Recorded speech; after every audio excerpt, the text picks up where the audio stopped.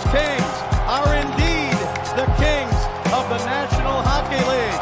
They are the 2012 Stanley Cup champions.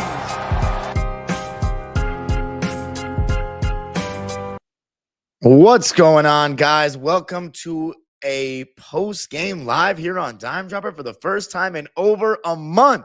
Yes, sir, ladies and gentlemen, we are back talking LA basketball on a nightly basis, best I can. And we got a game for you tonight, the first game back since the All-Star break. Before I get started, you already know the drill. Follow your boy on social media, Twitter, Instagram at Dime Dropper Pod. But the most important thing is you got to subscribe on YouTube. I see a lot of people that are watching on Twitter right now. Really do me a solid. Come to YouTube. That's where I'm trying to build my following. That's where all my work goes. That's where you can send me a super chat if you want to come support the show. Any donation is appreciated. So come to YouTube. I posted the link in my Twitter account, on my Twitter page. So come to YouTube. We're going to talk Lakers Hornets tonight. And the way I used to do things was I used to take notes, and I still do take notes and talk about what I wrote down quarter to quarter and then give my own overall takes. But I'm going to try to do something a little different now in my post-game lives and just do what's fresh off the dome right after the game, without looking at notes. And I'm going to look at my quarter to quarter breakdown. So let's talk about this third game for the Lakers with Luka. The first, and by the way, if you want to check out my reaction to that trade, it's all on this channel. I even did an episode on Locked On Clippers about what the Luka trade does for for the, how it affects the Clippers. But as far as the Lakers process with Luka, the first game was against Utah, and it just looked like it was too easy for them. And then they had that last game where you started to see more of the flaws that people thought were going to, surface when the trade happened, which was that defensively you're getting much worse. Luka's not a great defender, and it's going to be kind of a take turns approach from LeBron, Luka, and Austin Reeves, kind of creating shots. And their center problem, it's not necessarily it is a problem, actually. Their center depth is Jackson Hayes and Alex Len. Alex Len didn't necessarily have the best game, and they were pretty careless with the ball, and they just looked like they were ready for the All-Star break, to tell you the truth. So this was going to be a nice test to see what they looked like after the All-Star break with some rest. LeBron was ridiculous enough to not play in the All-Star game and announced on the day of that he wasn't going to play, which is just insane as a fan of basketball for that to happen. But let me just say this. Tonight was a bad loss for the Lakers. Now, you can say it's just their third game together. It's going to take time for them to work. Luka was injured for a while. He's rusty, and that's valid. But it's the Hornets. You're at home. You're battling for playoff positioning. But it really depends what Laker fans' expectations are. So, Laker fans, I want you to throw the comments down there of what your expectations are for this team this season. Because for me, I think if you just have Luka and LeBron healthy going into the playoffs, you take your chances, because this is not a championship roster. It is not a championship roster. This defense is not good enough to win a championship. And it's very clear what JJ wants to do. He wants to play small ball. He wants to switch everything. He wants to dominate with LeBron and Luka in isolation, force you to put two on the ball, and now you're generating a lot of open threes. Because I think one thing JJ didn't like about the team that he's not going to admit about having Anthony Davis as the focal point is that he's not getting enough threes from his best player and not generating as many threes as he wants. And I think that inclusion of Luka is going to make this team a more perimeter-centric team, and you can see it tonight, and it didn't work out in their favor because LeBron James got his first free throw attempts with just under 3 minutes to go in the game. Or was it 4 minutes to go in the game? Let me check. LeBron gets first free throws under 3 minutes, right? Luka Doncic, he's fresh off the injury, so we're going to cut him some slack. But it was just a lot of threes for him tonight. A lot of threes. Let's take a look at his shot chart or whatever. 5 for 18, 1 for 9 from 3. So half his shots were threes. He only got to the line 4 times. It didn't feel like Luka got many paint touches at all. And going from a team that's centered around Anthony Davis, that was one thing that, everybody always used to say, Lakers get The free throw disparity. They get so many more free throws than us. Well, when you have Anthony Davis and LeBron James as your two best players, and Anthony Davis is not really a three-point shooter, they used to, go to the paint, make you guard without fouling. And Austin Reeves, he's a fantastic foul baiter. So that's part of why they got so many free throws in the past. Now, I mean, they're going to have Luka and LeBron getting fouls. LeBron doesn't get as many foul calls as he used to, but Luka should have some games where he's in the double digits in free throws. But I think my main takeaway, if you're a Laker fan, is like Luka still needs some time. He still needs some time, but let me just say this. He's not going to become a better defender just when he's healthy. Like, this guy's not a good on-ball defender. We know it. It's part of the reason why Dallas traded him in the first place. And tonight, late in the game, you saw a lot of Luka's flaws tonight. I'm going to be real with you, because it's not like when he's healthy, he's going to shoot well every single game. He's going to have some games where he's streaky from three and shoots like shit from three. The thing that I think is going to change more is he's going to get into the paint more. He's going to be more shifty, more quick. He still looks a little slow. You saw some of those amazing passes, whether in the outlet situations or some in isolation where he drove by his guy, created, drew two on the ball and made a play. But he wasn't getting in the paint like that. And with Jackson Hayes, you only have a guy that can finish essentially lobs and dunks, because that push shot in the paint that you used to have with AD, that's not really a thing with him. He doesn't have a foul line jumper. He doesn't really have much skill relative to NBA players. So you really just have a lob threat vertically, and that's it. There's no push shot there. There's no touch there, really. And that with Alex Len as your backup, who's never really played a significant part in a team with aspirations to win a title, it's not good enough. This isn't a big man era, but you need come on. You still need some good bigs to protect the rim. I mean, the Laker team that won the championship had 3 solid bigs that could protect the rim. And that was part of what made their team so good. Like, I see what JJ's trying to do.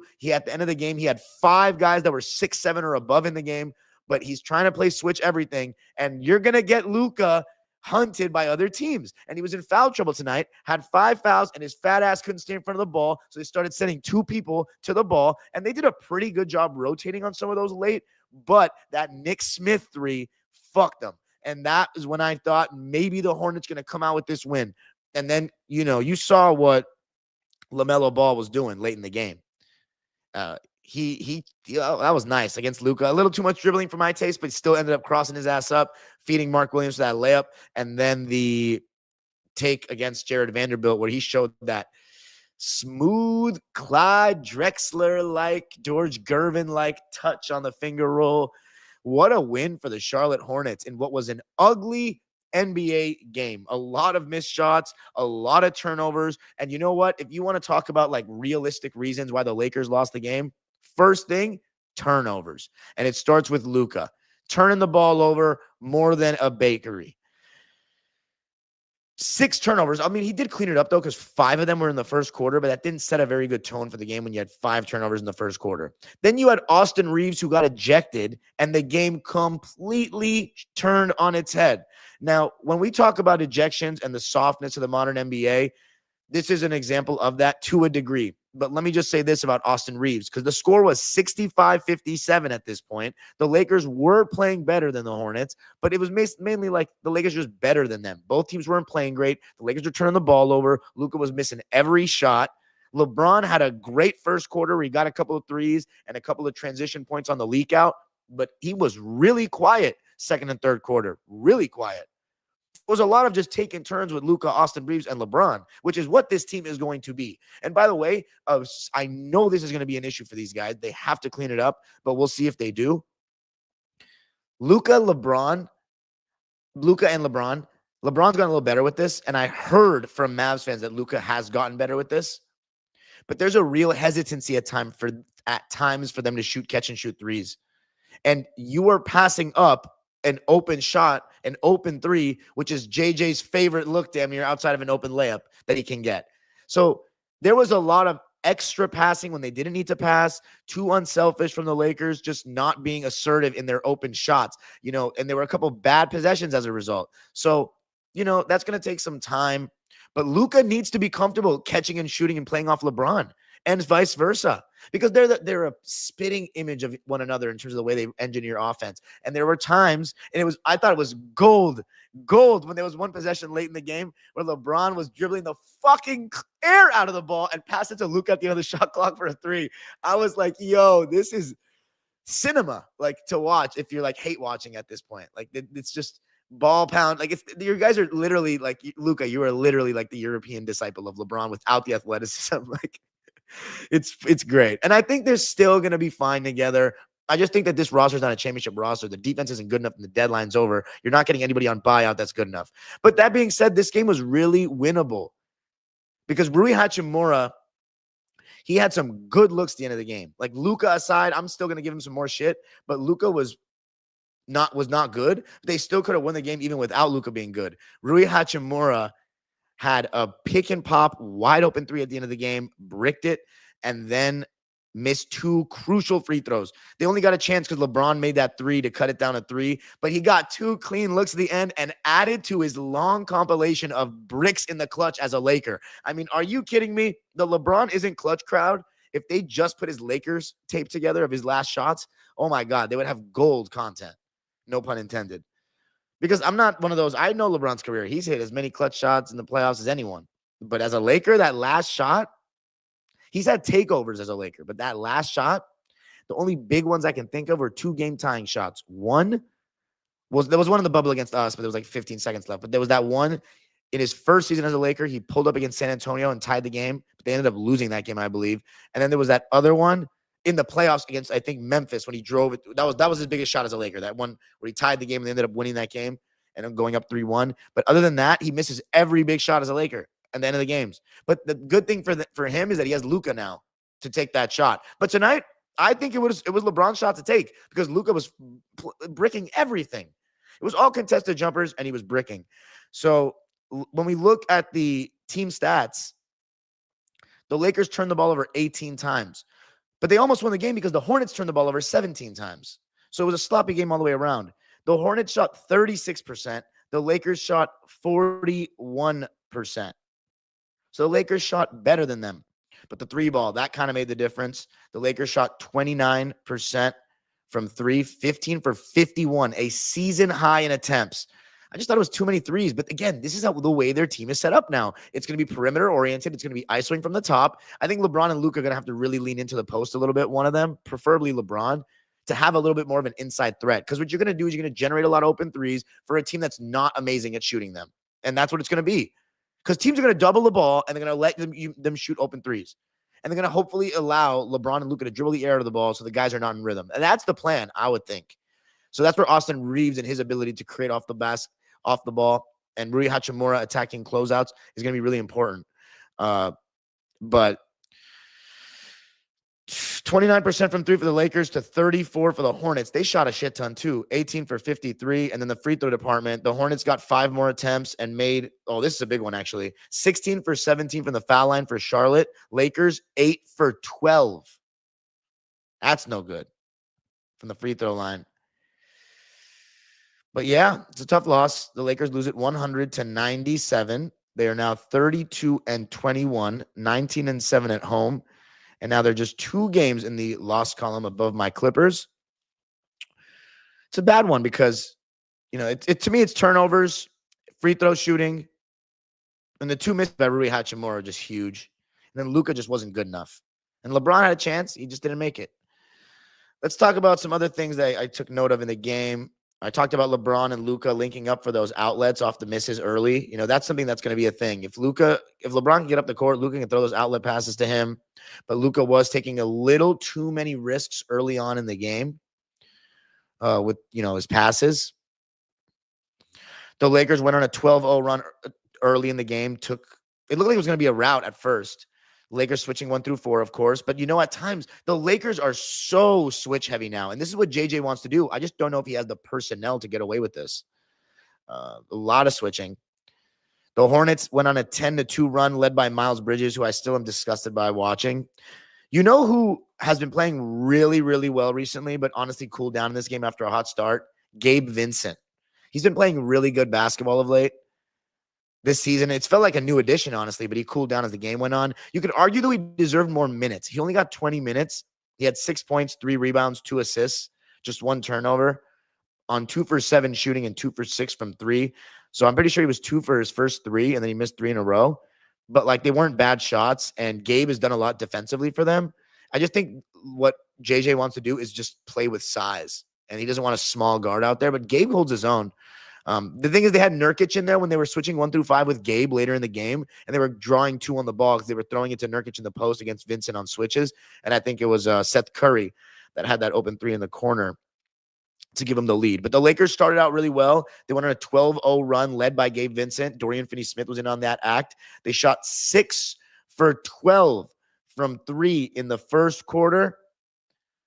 And Seth Curry made a 3 to make it 28-21 at the end of the first. So if it weren't for turnovers, the Lakers could have been up by double digits after the first quarter. Dorian Finney-Smith, I thought he had a pretty good game in this one. 12 points, 5 rebounds, 3 assists, just 1 turnover on 4 for 7 shooting. Shot really well from 3, 4 for 6. And I think the biggest thing for him was the offensive rebounds. By the way, for those that are watching on the live right now, is the sound coming in good? Because I'm using a new mic. I'm recording my audio as well for the podcast people. But how does the audio sound with this new mic? Is it connected to my microphone? Let me see. Is it connected to my microphone, or is it connected to my computer? Because I want you guys to be getting that clear-cut sound. By the way, it says there's 59 people that are watching this on Twitter right now. If that's the case, can some of you please migrate over to YouTube? My first live back, having 100+ people on YouTube would be a dream come true for a Laker live. Are you kidding? But 41 on YouTube. I appreciate all you guys that are on the YouTube channel. I really want to get to 13,000 subscribers. Now that I hit 12, that's the new move. So please come to YouTube. We're talking this Laker loss against the Charlotte Hornets. The Lakers are now 1-2 with Luka, but I thought Dorian Finney-Smith's offensive rebounding was really good to see if you're a Laker fan. And then you start to see the small ball, Rui, Vando, and LeBron together in the lineup, switching everything. The Charlotte Hornets had Mark Williams in drop coverage most of the game, and LeBron was able to carve that up a good amount. And like, the Lakers are going to generate a ton of good looks. It's just a matter of how much are you moving the ball. And some Laker fans are going to say, there were some possessions where we were moving the ball too much. Here's the thing, right? It's kind of like an imbalance thing where there was some possessions where the Lakers are moving the ball too much. Then there's other possessions where it's really stagnant. It's a lot of Luka and LeBron dribbling and then kick, and then it goes from there. And, you know, it's going to be interesting for someone like Austin Reeves to adjust to that. But there really are only 3 guys that are going to create. It's those 3 guys. So there should be enough to go around, but we'll see. It's just an adjustment for Luka, especially to play with LeBron. And same with LeBron, to be honest. He's never played with anyone that's that ball dominant. I mean, Dwayne Wade was awesome off the ball. Kyrie Irving is good off the ball. Anthony Davis is a big, so that's ideal with LeBron. But this is really interesting. Chris Bosh, Kevin Love, pick and pop bigs. Zadrunas Ilgauskas, pick and pop big. One thing I'm also I noticed, and it's going to happen, is that it's going to be the 5-man switching on to Luka and LeBron a lot more now, because teams are not going to fear whatever big wing that's guarding LeBron or Luka on Jackson Hayes.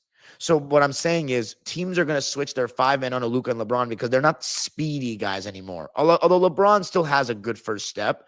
So like with LeBron, maybe not, but with Luka especially, I think teams are going to switch their 5-man onto him and try to make him beat him with speed. And then they're not going to fear their wing guarding Jackson Hayes. There's no mismatch there. So they're going to try to load up the paint, force a kick out, and live with an open 3, best case scenario, or a contested jump shot for Luka and LeBron. I think that's going to be the formula for trying to guard them. So like when we play them, I would imagine Ty Lue is going to switch Zubats onto Luka, which has not ended well in the past, but it wasn't too bad last year in the playoffs. And then we're going to load up the paint.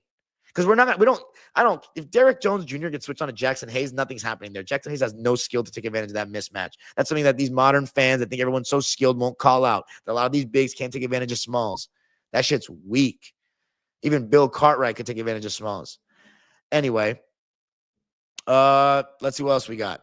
Second quarter. So yeah, I talked about that. More teams are going to switch their 5-man on a LeBron and Luka, and I think it's because they don't have AD to throw it down to. They're going to be fine with that.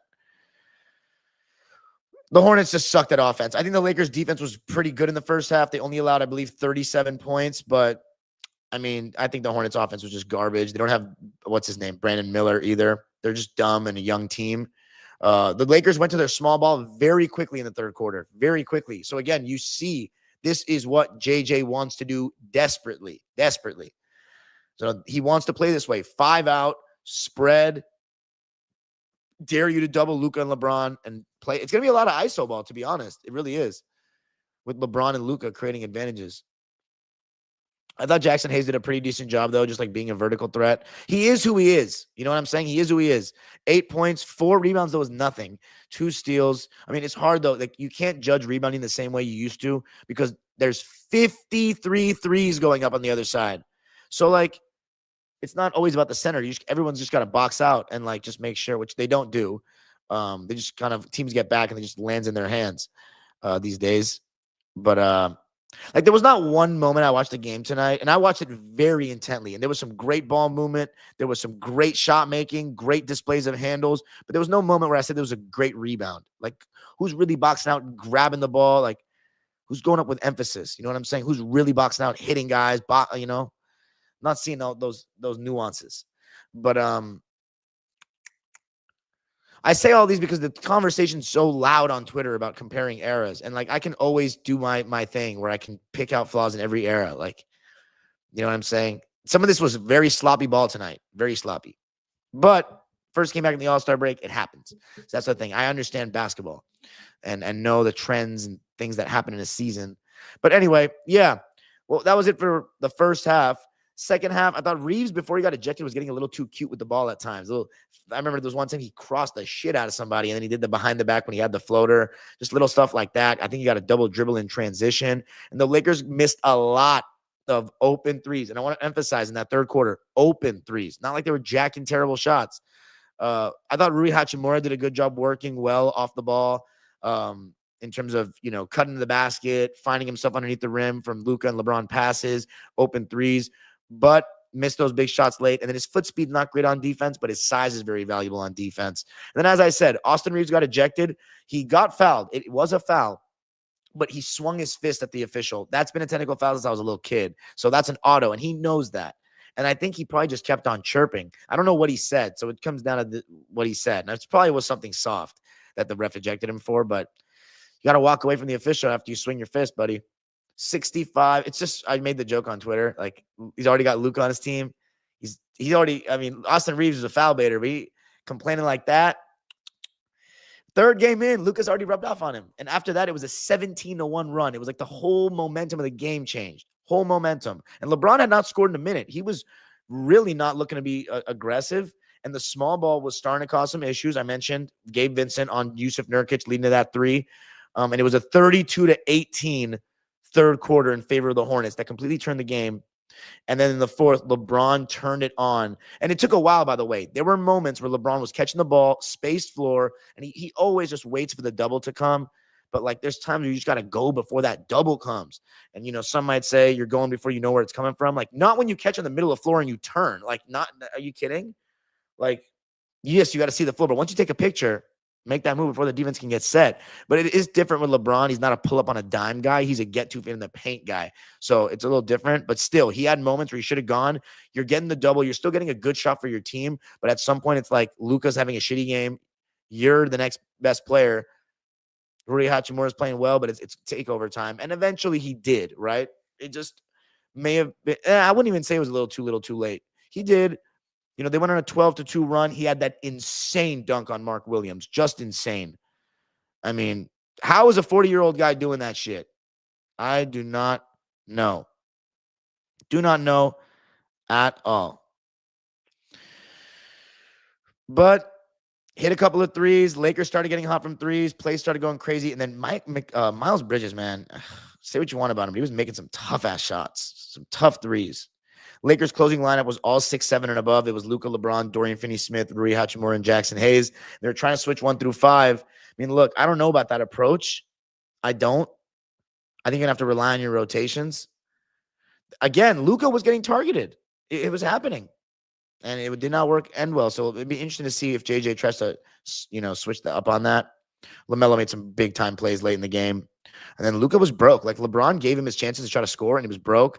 But I do also think like not having the ball in his hands all the time does make a difference. I think there's going to be some rhythm things, but I think LeBron will defer to Luka as time goes on. I just think that it wasn't his night, and LeBron had it going a little bit. But yeah, he had a chance to tie it. He didn't. And then Rui Hachimura missed big shots. So it's a collective loss. I think the only guys that can be like totally satisfied are like Jackson Hayes. I think he did his job. Dorian Finney-Smith.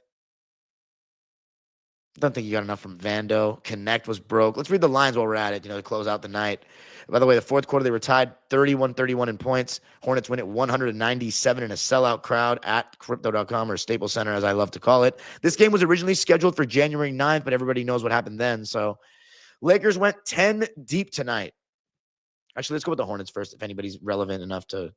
They went 10 deep. Man, Elfrid Payton played tonight? I didn't even notice, and I was watching the game in depth. Daquan Jeffries. They only had 18 bench points. Nurkic had 0 points. He played 18 minutes, was 0 for 3. All his shots were threes, but he made a difference. 8 rebounds, 7 assists. So those mismatches did cause problems. 7 assists in 18 minutes for Nurkic, 1 steal, 2 blocks, and a turnover. And quite frankly, Nurkic is a better backup center than what the Lakers have. I think Nurkic as a backup center is actually not bad. Seth Curry, solid game for him off the bench. 10 points, 5 boards on 3 for 8 shooting and 2 for 5 from 3 in 16 minutes. And then there's no one else worth mentioning in the bench. Every starter for the Hornets played 29 minutes or more. Nick Smith Jr. didn't end up shooting a good percentage. He was 4 for 13 from the field and 4 for 11 from 3. But I have to say, his quick trigger just impressed me, like the lack of hesitation in his shot. 12 points, 2 boards, 1 assist, 1 steal, 3 turnovers. Josh Green, 4 points, 3 rebounds, 1 assist, 2 steals, 4 turnovers on 2 for 6 shooting and 0 for 3 from deep. Mark Williams. I saw a decent player. He's not a very good defender, though. 10 points, 9 rebounds, 2 assists. He wouldn't have been the difference between a championship or not, but I think he would have helped because I think he's better than Hayes. 3 for 7 from the field, 4 for 4 from the foul line in 29 minutes. And then Miles Bridges, 29 points to lead the way for all scorers. 6 rebounds, 5 steals and a block, 2 turnovers on 9 for 22 shooting. And as I mentioned, the tough threes, 5 for 11 from 3. He was really good. Then LaMelo, 27 points, 5 rebounds, 6 assists, 1 steal, 3 turnovers on 9 for 19 shooting, 5 for 13 from 3, 4 for 4 from the foul line. The thing about LaMelo Ball is he's a very exciting player. I think he takes some ridiculous shots and he takes too many threes, but he's a good player. He's a fun player. He's a passer. He's got a lot of room to grow. He's fun in transition, but his injuries really scare me, like in terms of like putting stock in him long term. But it's a good win for the Charlotte Hornets, who are, being the Charlotte Hornets. They're 14-39. Now, the Lakers, 10 deep. Alex Len played 10 minutes, and he was a +8, but I didn't have anything to say about him. He had a donut and 1 rebound and 1 foul. Didn't even take a shot or a free throw. Jared Vanderbilt, I actually don't have much to say about him because I haven't watched. The last Laker game I watched was the game against the Rockets, where Max Christie didn't get the ball in bounds. They got that 5-second when LeBron called the timeout. And that's against the Rockets. It was a narrow loss, and AD had 30. Like, the Rockets are good. Like, that wasn't a terrible loss. But I haven't watched the game since up to Luka coming and the ones against the Clippers that I was at. So, like, yeah. I probably will do a little review just to see how it was going before the trade happened. But Vando, I don't know how he's been doing. Laker fans, you can comment on that. 3 points, 4 rebounds for him, 2 turnovers on 1 of 1 shooting and 1 for 2 from the foul line. And then Gabe Vincent already mentioned his stat line. Dalton Connect. I mean, it's been tough for him, and everybody was talking about his mood. He was pouting, all this stuff because of the trade getting rescinded, and it's tough, The organization traded you, but you're a rookie, and you have no choice. You got to be professional. You've not guaranteed long-term safety in this league. You're going to have to be professional and suck it up. 3 points, 5 rebounds for him, 1 steal, 1 turnover on 1 for 5 shooting and 1 for 4 from 3. Just wasn't a very good night for Dalton. He had that 1 deep pull-up, but needs to make shots. That's what he's there for. Lakers only got 24 points off the bench, but that was more than the Hornets, and that was mostly from Dorian Finney-Smith, who had 12 points, 5 rebounds, and 3 assists, 1 turnover on 4 for 7 shooting and 4 for 6 from 3. I already mentioned Jackson Hayes' stat line. Let's go to Austin Reeves. 8 points, 2 rebounds, 2 assists, 1 steal, 2 blocks, 3 turnovers on 3 for 9 shooting, 2 for 7 from 3, and no free throw attempts. So it was not Austin's night. I mean, it's an adjustment for him. He's the third option now. And he's going to have to get used to not having the ball nearly as much. And he was getting a little too cute with the ball when he had it. Not a good game for him, and lost his cool in 27 minutes. And then you had Rui, who had 17 points, 8 rebounds, 3 assists, 1 steal, and 1 turnover. That sounds great, right? 7 for 16 from the field. Not too bad. 1 for 8 from 3. And that's tough. And 2 for 4 from the foul line, and that ended up really hurting them. So Rui in 39 minutes led the Lakers in minutes, led everybody in minutes, quite frankly. I see why JJ likes him. The size, what he can do with the ball. He can catch and shoot, but this is his biggest role any team he's ever had right here, right now, 2025 Lakers. So pressure's on. He's going to have to be better than that late in games. Luka, his third game as a Laker, 14 points, 11 rebounds. So he did that well. 8 assists, 1 steal, 6 turnovers, 5 for 18 from the field, 1 for 9 from 3, 3 for 4 from the foul line, and made Nico Harrison feel good after watching his defense tonight. It was a bad game for Luka. 2 straight bad ones. Then LeBron, he was good. Didn't close. I mean, he did well in the fourth, honestly, but he's 40. What do you expect? I think he was fine for being he's a second option now. We have to realize that. 26 points, 7 rebounds, 11 assists, 1 steal, 2 blocks, 2 turnovers on 10 for 22 shooting, 4 for 11 from 3, and 2 for 2 from the foul line in 38 minutes, which is a lot for a 40-year-old. By the way, he's playing 38 minutes and playing like that, and he didn't play in the All-Star game. Like, he's just so full of shit. But anyway, that's the final for me tonight, guys. Lakers lose. I wouldn't panic from the Laker fans, but I don't know. Do you think this team can? It's maybe you win a round because of the brilliance of these two, but it's not a good team, in terms of championship. But anyway, that's it for me tonight, guys. I'll talk to you guys after tomorrow's game, probably Clippers live. Peace. Have a great night. No, baby, live subscribers. What we saying, folks? What we saying? Hey, I'm canning the Twitter live. Want to come to YouTube? Come to YouTube. Subscribe on YouTube, guys. Love you on Twitter, but come on. I need you on Twitter. I'm sorry, on YouTube. Sorry.